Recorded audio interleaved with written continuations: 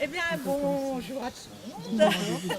Eh bien, je veux dire quand même merci d'être venus si nombreux parce qu'on n'attendait pas un public démesuré. Je suis contente de voir, voilà. Donc, eh ben, on se retrouve aujourd'hui à Chambray. Donc, d'abord, je voudrais remercier Huguette et Monique qui est dans son appareil photo pour nous accueillir ici dans leur jardin à côté de cette magnifique petite cabane roulotte de berger. Donc, on va vous expliquer pourquoi est-ce qu'on se retrouve là aujourd'hui. Pourquoi à Chambray? Parce qu'on participe aux Insolivres. Donc, l'esprit des Insolivres, en fait, c'est de sortir un petit peu de la bibliothèque et de proposer des animations en dehors des murs de la bibliothèque. Donc ça c'est Insolivre, c'est le conseil général. Mais le conseil général organisé également cette année pour la première fois, et je pense que vous en avez entendu parler, parce que si vous n'en avez pas entendu parler, c'est que vous n'habitez pas la Moselle. Et donc il organise le festival des cabanes. Et donc quand on est parti sur cette idée, on nous a demandé de travailler donc, sur le thème des cabanes. C'est Irène qui nous a dit « Oh, je connais une super belle cabane à Chambray ». Et c'est vrai qu'elle est très belle. Et du coup, on est parti aussi sur l'idée de la cabane au Canada, de la cabane à sucre. Et donc, c'est pour ça qu'on va vous proposer donc, des contes et des lectures du Québec. Voilà. Avec l'accent. Ah bah là Si ma fille était venue, je vous l'aurais peut-être fait parce qu'elle m'a dit je viens, mais seulement si tu prends l'accent canadien. Mais comme elle n'est pas venue, je ne sais pas. Voilà. Donc on va évoquer le Québec. Bon, c'est sûr qu'on va partir un petit peu dans des images traditionnelles, puisque la cabane à sucre c'est vraiment l'image traditionnelle du Québec. Donc on va évoquer des petites cartes postales comme ça pour vous emmener dans la belle province.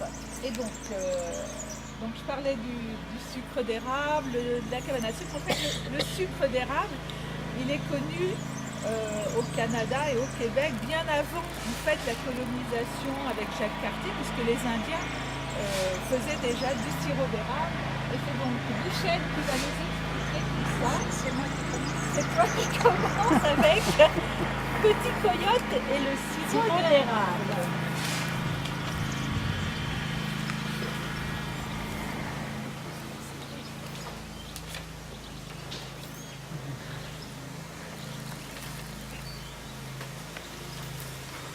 C'est un conte qui date donc des Indiens. On sait que les Blancs qui vinrent s'installer en Nouvelle-France au XVIIe siècle furent enchantés de trouver sur place du sucre et du sirop en provenance de la sève de l'érable. Ce sont les Indiens qui leur apprirent comment exploiter cette merveilleuse ressource alimentaire. Depuis lors, les produits de l'érable, sucre, sirop, tire, bonbons, font les délices des Québécois, surtout à la saison des sucres, c'est-à-dire au début du mois d'avril, quand la sève se remet à couler dans les érables à sucre. Il y avait une fois un petit Indien qui s'appelait Petit Coyote. Par une journée où la neige était en train de fondre, il se promenait dans le bois en quête de gibier. Cette année-là, tous les champs qu'on avait cultivés autour du village n'avaient donné que peu de légumes. Les courges étaient demeurées de la grosseur des noisettes, les haricots étaient à moitié vides, les épis de maïs manquaient de grains. On n'en était qu'à la saison où fond la neige, et déjà les paniers à provisions étaient presque vides. Le chef du village s'inquiétait fort, car il restait beaucoup de lune avant la nouvelle récolte. Aussi avait-il ordonné à tous les garçons en âge de manier un arc et des flèches de partir à la recherche du gibier. Petit Coyote n'était pas bien vieux, c'était même une de ses premières chasses. Il s'était bien promis de rapporter un animal quelconque. Qu'est-ce que je vais rapporter se demandait Petit Coyote. Une gelinotte avec sa robe tachetée, une alouette qui porte une demi-lune sur la gorge. Petit Coyote aperçut une fille. Elle avait mis sa robe blanche pour se confondre avec la neige, mais Petit Coyote avait de beaux yeux, et il l'aperçut quand même. Il murmura en lui-même une formule pour l'amadouer. Toi, perdrix, toi qui voles, toi qui fuis, viens-t'en par ici que je t'attrape, joli perdrix. Avec précaution, il sortit une flèche de son carquois, la plaça sur son arc, visa longuement et zip! Mais la perdrix s'était envolée, et la flèche de petit coyote s'était plantée dans un de ces arbres dont les feuilles deviennent rouges dans le mois des feuilles qui tombent. Oh, je suis bien triste, se dit petit coyote. C'est bientôt l'heure de rentrer dans la hutte, rejoindre mon père Gros Loup, ma mère Plume Bleue et ma sœur Petite Hermine.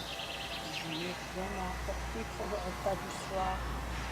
Il s'approcha de l'arbre dont les feuilles deviennent rouges dans le mois des feuilles qui tombent. Il tira fort sur sa flèche afin de pouvoir la remettre dans son carquois.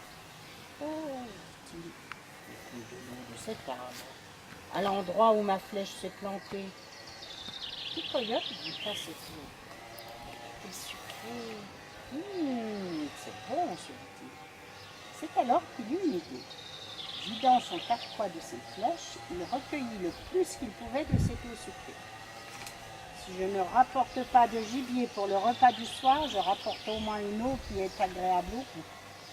Et voilà petit coyote, tout heureux sur le chemin du retour avec son carquois d'écorce rempli d'eau sucrée. Il marcha du côté de la lumière du jour qui se couche. Quand il arriva dans son village, le repas du soir mijotait déjà dans la plupart des huttes. Petit coyote entra dans sa hutte. Son père Gros Loup était triste. Sa mère Plume Bleue était triste. Sa sœur Petite Hermine était triste. La chasse n'avait rien donné ce jour-là. Et il n'y avait pas le plus petit bout de viande à mettre dans la marmite. Plume Bleue avait quand même attisé le feu. Et l'eau de la marmite qu'elle avait posée sur les pierres brûlantes chantonnait doucement. Lorsque Petit Coyote entra dans la hutte, tous les yeux se tournèrent vers lui. Apportait-il quelque oiseau à jeter dans la marmite? Tenez, dit fièrement Petit Coyote en tendant son carquois. J'ai trouvé de l'eau au bon goût qui coule de l'arbre dont les feuilles deviennent rouges dans le mois des feuilles qui tombent. Son père Gros Loup, qui s'attendait à un gibier plus consistant, attrape le carquois avec impatience et le jette sur les pierres brûlantes de l'arbre. Aussitôt, une bonne odeur de sucre emplit la cabane. L'eau sucrée se met à pétiller sur les pierres brûlantes, se transformant en sirop d'érable comme nous le connaissons aujourd'hui. Étonné, Gros Loup, Plume Bleue, Petite Hermine et Petit Coyote recueillent prudemment ce liquide gluant qui coule sur les pierres. C'est bon. Tu dis que tu as recueilli cette eau à même l'arbre dont les feuilles deviennent rouges dans les mois des feuilles qui tombent, dit Gros Loup à Petit Coyote. Oui, je peux te montrer l'endroit. Inutile d'aller si loin, dit Gros Loup. Notre hutte est entourée de ces arbres. Viens avec moi. Nous allons voir s'ils contiennent aussi l'eau qui goûte bon. Ils sortent dans la forêt, dans la lumière du jour qui tombe. Gros Loup fait une entaille dans un érable avec son tomahawk. Il fabrique un petit chalumeau à l'aide d'une branche vidée de sa moelle.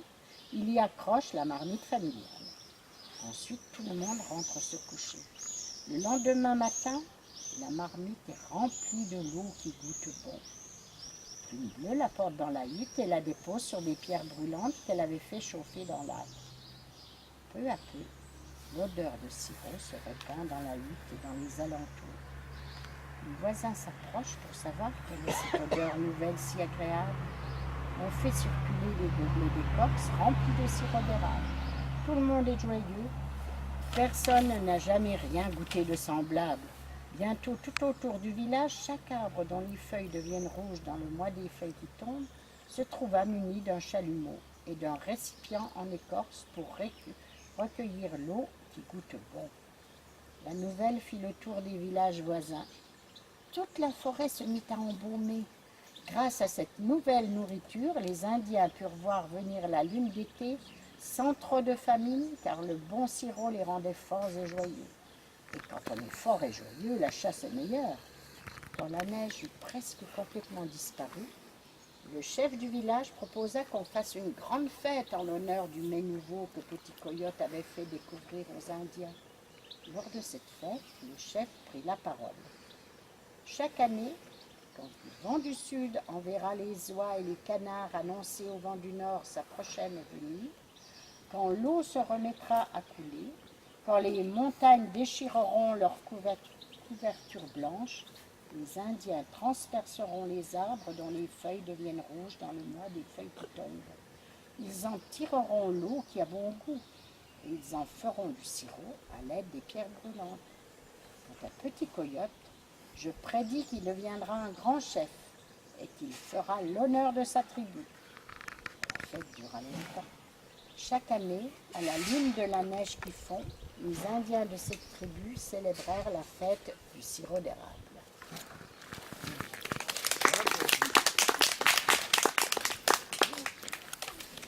Ouais. L'histoire des pierres brûlantes, apparemment c'était une méthode pour les Indiens pour faire le sirop d'érable. Il y avait une autre méthode, mais alors il fait souvent froid encore quand ils récoltent la sève. En fait, c'était de laisser geler une fine couche, je dirais. Donc, ce qui gèle dans la sève d'érable, c'est l'eau. Donc ils enlevaient la couche de glace et puis finalement après il restait que la partie sucrée de la sève. Ça, c'était la deuxième méthode. Alors